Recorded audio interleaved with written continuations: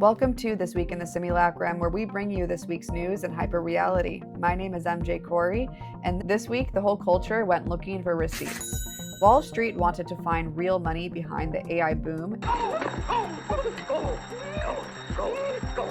and couldn't find it. Emily Wilson went looking for the real poem inside Christopher Nolan's Odyssey and came back with 4,000 words about how there isn't one. Bryan Johnson's stomach filed a complaint that 600 biomarkers apparently missed. Is anyone here a doctor? And even downtown, the kids are lining up 40 minutes for a photo strip, hunting for one object that cannot be faked. First off, Wall Street audits the AI boom. So here's the setup in plain terms. The tech giants are spending unbelievable amounts of money on building AI, which probably comes as no surprise. There was $725 billion this year spent between Microsoft, Meta, Apple, and Amazon. For 3 years, investors didn't ask questions. The deal was spend whatever you want, just keep growing. You're going to be spending an obscene amount of money in here. 3 weeks ago, that broke. Show me the money. Google posted great numbers, and its stock tanked because the AI spending got so big that for the first time in 22 years, the company had no actual cash left over. So there were great sales, but an empty cash box.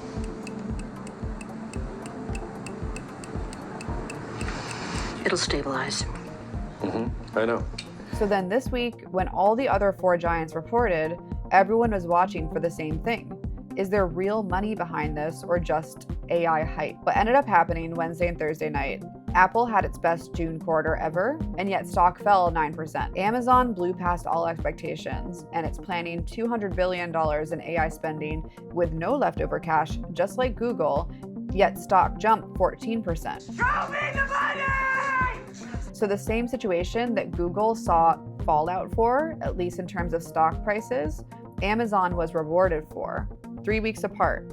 The interesting thing about this is that if you have a retirement account, this likely affects you. Most of these stocks are in 401ks. So whether you're noticing it or not, the narratives around the AI investment of these major tech giants and the ways that the market is responding to different companies with their own rising and falling numbers is impacting all of us. It also speaks to the fact that we truly are in a wild west when it comes to AI. Like, no one really knows if AI is the right investment. People want to put money into it. And yet, from what I understand, most of these companies have no cash left because they're investing so much in AI. The way the market is receiving this seems to be differing based on company, and that might have to do with public narrative. I need more money. What's interesting about the discrepancy is that it may have something to do with how the AI is being used per each company. And there is a matter of public framing of kind of how the market perceives the company's use of those funds being invested in AI. So we'll see where that all unfolds, but it's really interesting to see that even the tech giants and the market itself is grappling with the value of these tools. Next up, Emily Wilson's audit of the Odyssey. So Christopher Nolan's take on the Odyssey was a massive hit. It brought in $90 million last weekend. Christopher Nolan himself said that Emily Wilson's kind of notoriously feminist translation of the poem inspired the film. Her famous first line, "Tell me about a complicated man," is basically the movie's MO. And because of this, and also because of Nolan's diverse casting, there was a culture war debate on the social media platforms about whether this was like a woke take on the classic Greek poem. The culture war has officially reached ancient Greece. MAGA has declared war on Christopher Nolan. A major piece of woke liberal slop. Why I will never watch the Odyssey. DEI, woke, bollocks for their casting. First of all, that's really good for a movie. The same way the Barbenheimer hype was really good for the Barbie movie and for Oppenheimer, another Nolan film. He really has a way of, even though he's like so highbrow in his work, or at the very least high scale, he knows how to kind of embed stokes for the culture wars, which then create great hype for the movie and conversation about it in a way that like we don't typically associate sensationalism with Christopher Nolan, I don't think, but there's embedded triggers in there. So the right was kind of like mad about the possibility of a woke Odyssey. And we're suddenly very precious about like the sanctity of the poem. But what's interesting is then this week, Emily Wilson reviewed the movie in the London Review of Books. And it went super viral because she like kind of ripped the movie to shreds. She said, "I would be ashamed to have written any part of the script. and that the writing was abysmal. She said the film had nothing to say about time or memory or war. And I don't know, I actually think the movie did.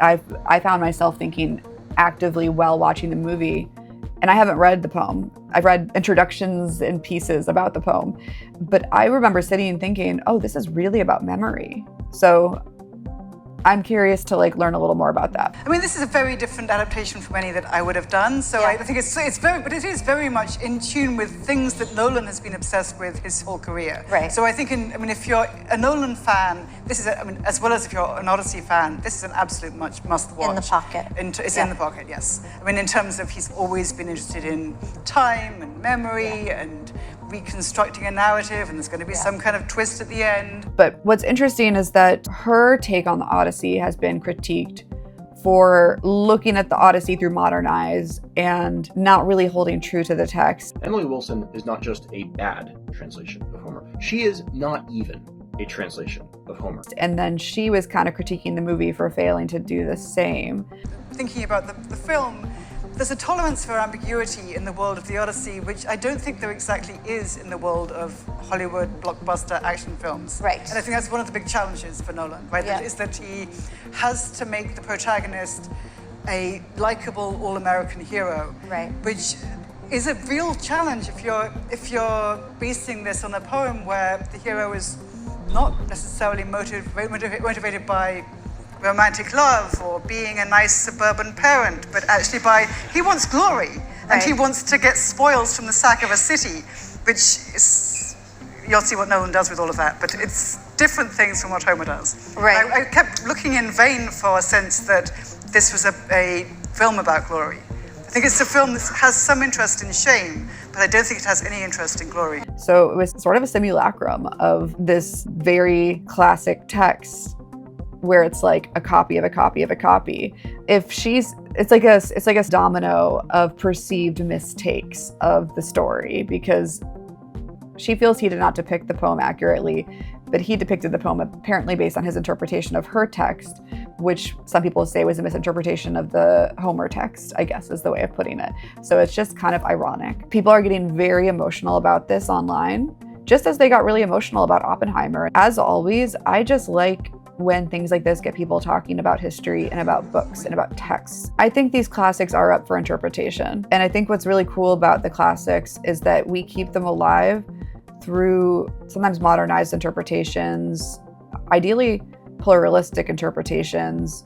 That's how a great piece ensures legacy, that it inspires so many different reactions and versions of it. So it's like Nolan's version of the Odyssey is valid in my mind, so is hers, so is any other filmmaker that might take it up. I like it when a piece inspires so many different takes. I just like that. Like, what was I watching when I was writing my book? I watched a bunch of different versions of the same story. Wait, we did it together. We got obsessed with vampire movies, right? Frankenstein too. Yes. My producer here and I have watched different versions of Dracula. And then it's a matter, I think, of personal taste and sensibility. If you find that you prefer really literal interpretations, you find that you prefer maybe a different lens of interpretation. Maybe you do prefer a more feminist lens. Actually, I think what matters is that we keep certain stories alive, and that's how we keep them alive. You tell me the story now. What story? I don't know. It's not going to make me emotional. Like, the woke take on the Odyssey was interesting. The anti-woke take on it, not to be corny, but I kind of just like that people were talking about it. Would it be possible to get rid of, say, something that is a timeless story that has managed to go through generations and generations? Can you, by changing it so drastically, lose the essence of it that makes it timeless? Basically, my producer in the back there said, if you continue to iterate versions of a classic story and reinterpret it in different ways, does the story lose its essence? I think what you're saying is something that Walter Benjamin would have something to say about, which is, what is the essence and how important is it to preserve the essence? And I think that is exactly the heart of the debate. And that is why I guess conversations like this do get so emotional. It's why people lost their shit when Kim Kardashian wore the Marilyn Monroe dress and challenged this idea that essence is a thing to be protected. It was perfect on Marilyn.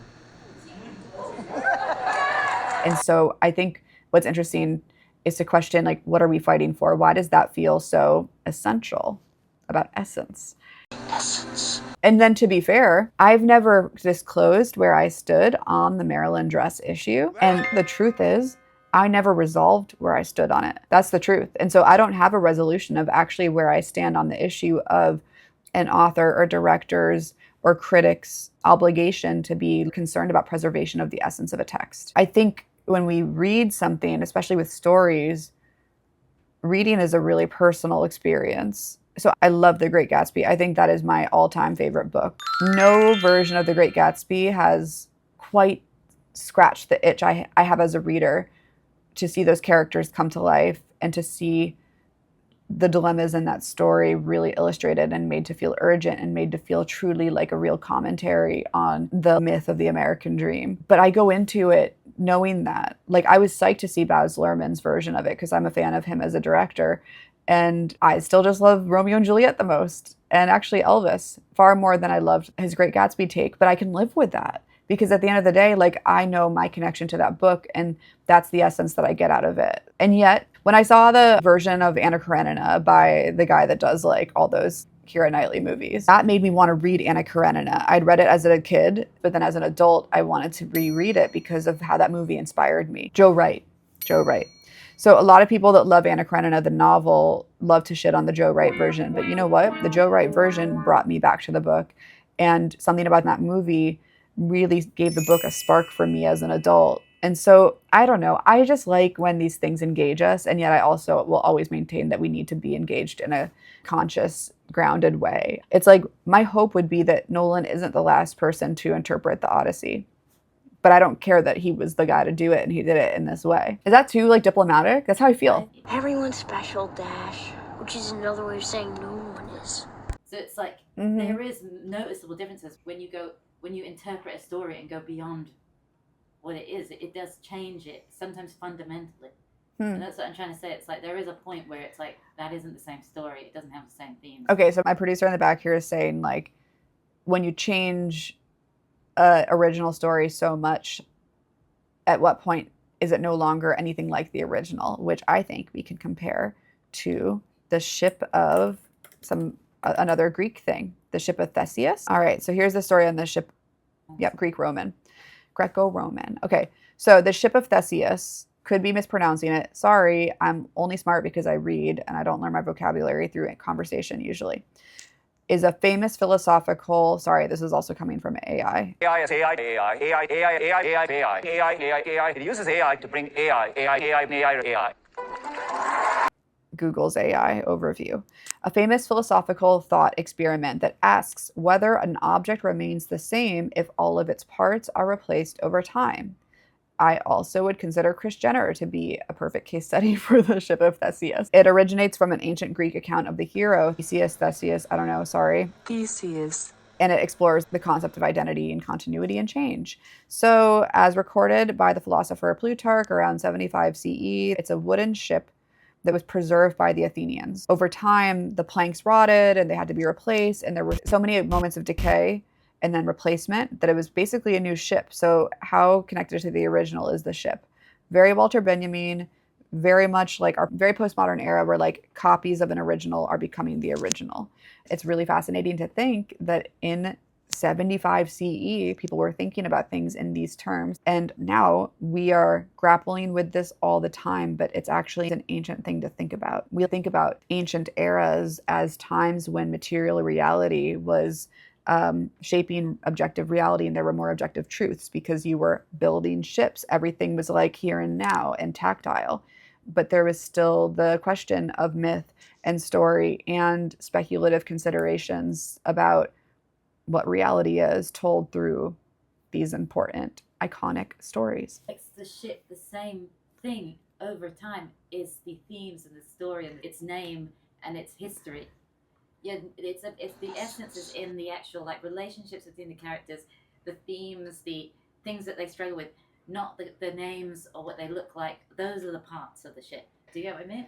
Yes. So my producer off camera is being super devil's advocate and is saying that what she feels Nolan did though is take away what would make an original ship, even if it is reassembled with new parts, because he reassembled the story of the Odyssey using revised themes by interpreting the themes in his modern way.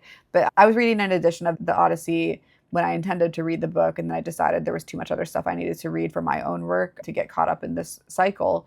We want to think that these classics have like essential themes that we can revisit through time and preserve in that way. But there's a completely different way to read the Odyssey because it was an oral poem, and there were different norms then. So our modern eyes are going to also modernize some of these themes. In a way, the Odyssey debate and its utility to be interpreted in different ways by different visionaries and artists and critics is actually quite akin to the debate around Kim Kardashian wearing the Marilyn Monroe dress, because it's a question of conservation, of preservation.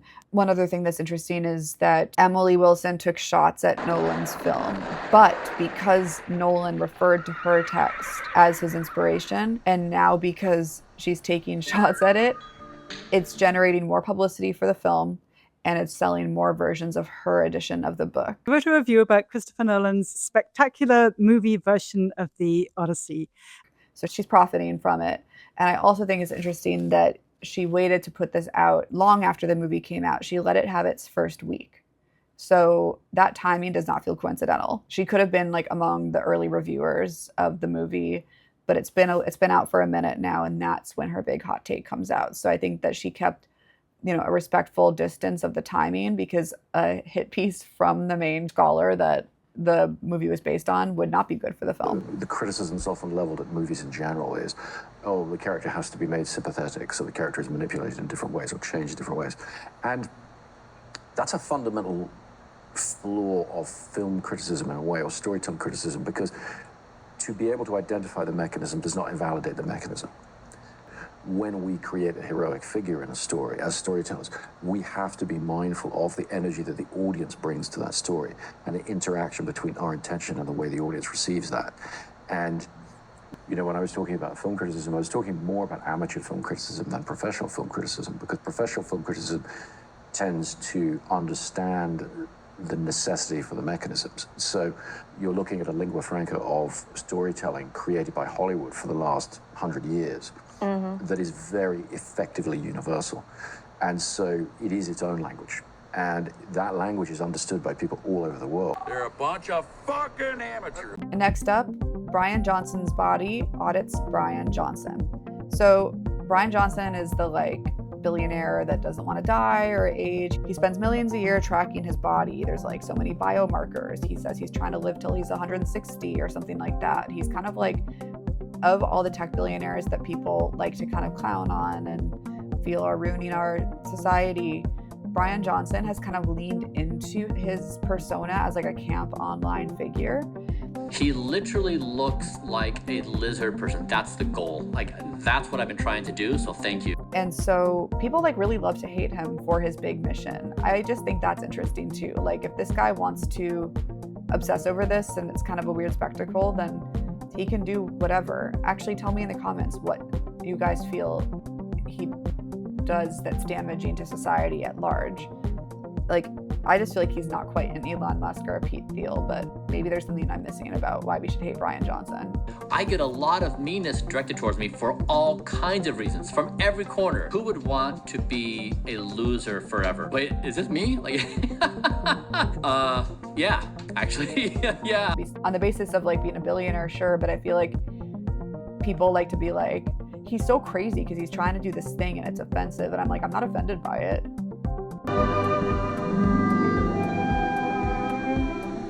As I grow old, this picture will remain always young. If it were only the other way, if it were I who was always to be young, and the picture that was to grow old. What? What? He's also kind of started to become a power couple with his love, Kate. They're always live tweeting about their relationship and the weird stuff they're up to. I mentioned in a past video how he went with her to a gynecology appointment and posted a photo of her in the stirrups and was like, we're really worried about her pelvic health or something. And so they're kind of like making a bit of an ongoing reality show about their relationship and his mission to live forever.